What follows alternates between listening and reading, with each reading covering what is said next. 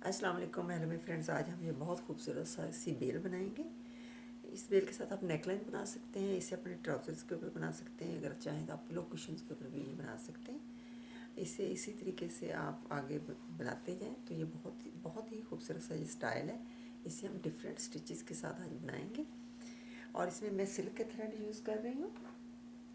ये देखें, ये सिल्क थ्रेड्स हैं, ये मैं यूज़ कर रही हूँ। सिल्क थ्रेड के नाम से ही आपको मार्केट से मिलेंगे या रेशम के नाम से मिलेंगे, रेशम का धागा आप कहेंगे या फिर सिल्क थ्रेड कह देंगे, तो ये आपको मिल जाएंगे। ये लच्छे की सूरत में होते हैं और आपको बाय वेट मिलते हैं ये, और वही ज़्यादा सही रहते हैं। अदरवाइज़ ये काफ़ी एक्सपेंसिव होंगे अगर आप इसे गुच्छियों की शक्ल में लेंगे। इसकी यूजुअली इसकी 6 स्ट्रैंड्स ही होती हैं, कभी 5 भी होती हैं किसी की, तो मैं इसकी ये 5 स्ट्रैंड्स ले रही हूँ। ठीक है, अगर आपने शिफॉन के ऊपर बनाना है तो फिर आपने 3 स्ट्रैंड्स लेनी है। अगर आप ऐसे, ये मैं कॉटन के ऊपर बना रही हूँ, सेमी कॉटन ये कपड़ा है जिसके ऊपर बना रही हूँ, तो मैं 6 स्ट्रैंड्स ले रही हूँ, क्योंकि इस तरह से इसमें कोई सुराख नहीं होता, होल नहीं होता। आप जो जितना मर्ज़ी हैवी थिक धागा इसमें से गुजार लें तो शिफॉन जो है उसमें होल हो जाते हैं।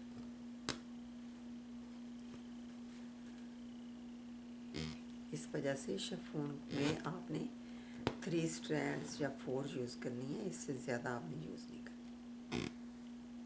3 स्ट्रैंड्स ही ज़्यादा बेहतर है।